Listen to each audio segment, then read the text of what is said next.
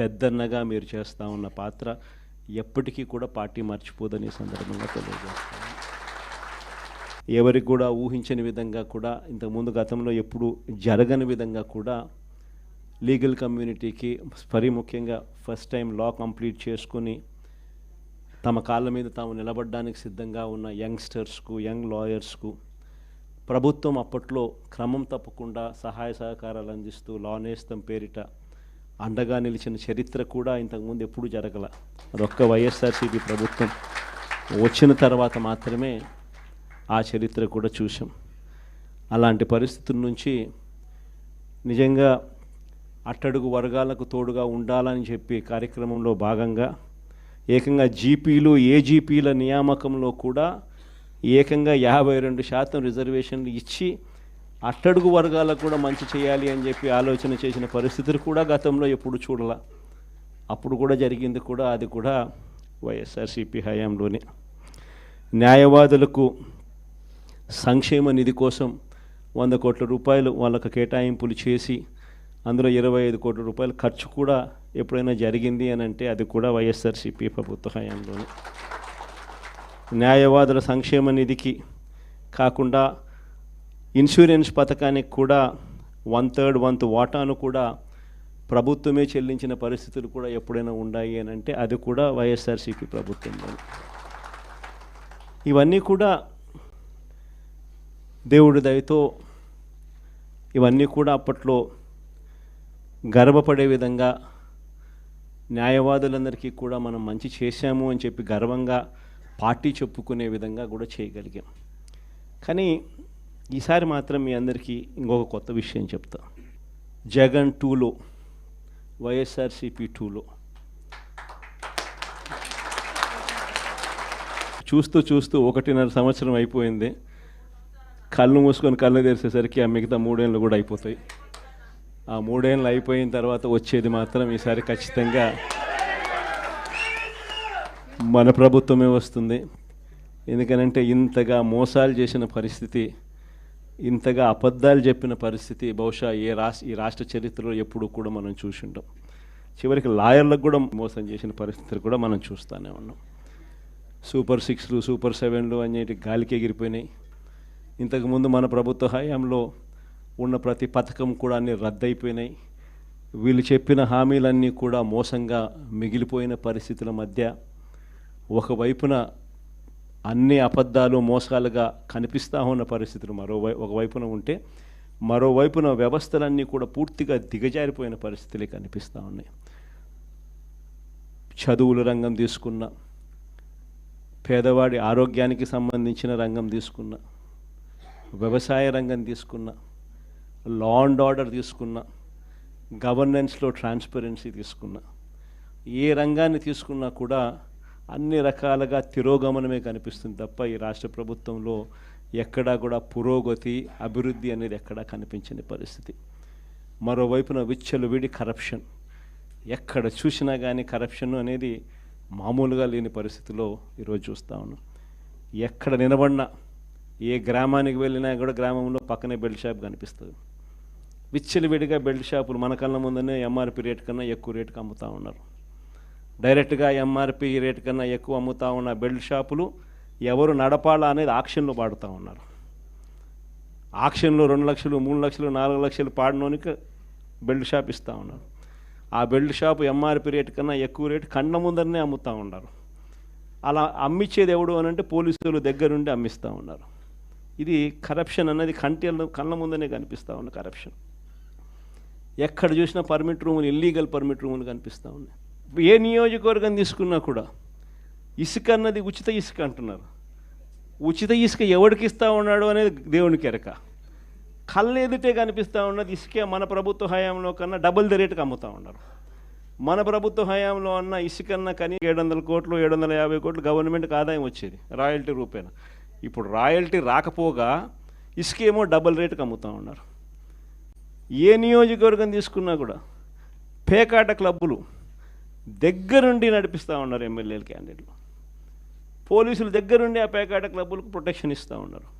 ప్రతి పేకాట క్లబ్ నుంచి నీకింత నాకింత అని పంచుకుంటా ఉన్న కరెక్ట్. ఎన్ని కళ్ళ ముందరే కనిపిస్తూ ఉన్న కరప్షన్. నేనేం వెరైటీ అని చెప్పడం. కాంట్రాక్ట్లు ఇస్తే అమరావతి మామూలుగా 4,000 4,500 రూపాయలు కడితే బ్రహ్మాండమైన హైదరాబాదు బెంగళూరు లాంటి ప్లేస్లో కూడా 5 స్టార్ లాబీతో ఫ్లాట్లు నిర్మాణం 4,000 4,500 రూపాయలు పెడితే బ్రహ్మాండంగా కడతారు. కాస్ట్ ఆఫ్ కన్స్ట్రక్షన్ 4,500 రూపీస్ దాటదు. అమరావతిలో కాస్ట్ ఆఫ్ కన్స్ట్రక్షన్ 10,000 9,000 కళ్ళ ముందరనే మొబిలైజేషన్ అడ్వాన్స్. ఇంతకుముందు లేదు మొబిలైజేషన్ అడ్వాన్స్, ఇప్పుడు మొబిలైజేషన్ అడ్వాన్స్ ఇస్తున్నారు. అంటే పనులు చేయకమునిపే 10% మొబిలైజేషన్ అడ్వాన్స్. మొబిలైజేషన్ అడ్వాన్స్ 10% ఇస్తున్నారు, అందులో 8% తీసుకుంటా ఉన్నారు. కళ్ళ ముందర కనిపిస్తూ ఉన్న కరప్షన్ ఇవన్నీ. పీపీఏలు ₹4.60. మన హయాంలో ₹2.49 మనం పీపీఏ చేస్తే నానా యాగి చేసినారు. ₹2.49 అనేది రాష్ట్ర చరిత్రలో ఎప్పుడు జరగలే. దేశ చరిత్రలో కూడా అతి తక్కువ ధరకు మనము ₹2.49కే పీపీఏ చేసుకున్న పరిస్థితులు. అలాంటిది వెన్నుదట్టి ప్రోత్సహించాల్సింది పోయి అప్పుడు కూడా మన మీద బురద జల్లినారు. తీరా వాళ్ళు వచ్చిన తర్వాత పరిస్థితి ఏంటి అంటే ₹4.60 పీపీఏ కళ్ళెదితే.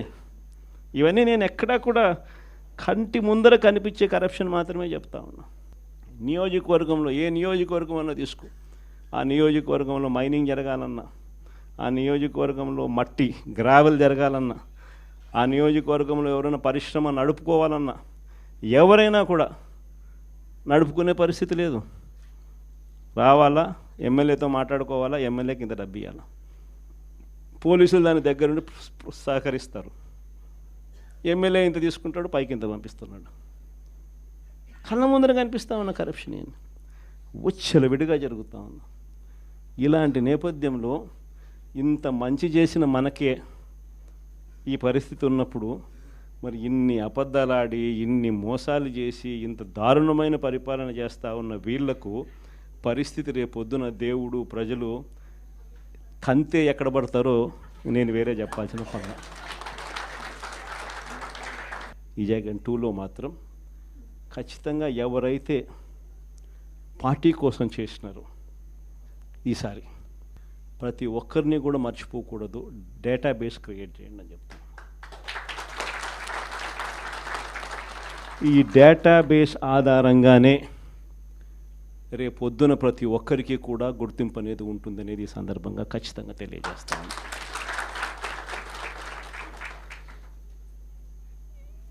ఇక్కడే కాదు, రాష్ట్ర వ్యాప్తంగా కూడా రాబోయే రోజుల్లో నెక్స్ట్ 1 వీక్లో నెక్స్ట్ వీక్ బహుశా ఒక యాప్ కూడా తయారు చేస్తా ఉన్నాం. దాంట్లో కూడా మీ సీనియర్ లాయర్లు అందరూ కూడా దాంట్లో యాప్లో కూడా ఇన్వాల్వ్ అవుతున్నారు.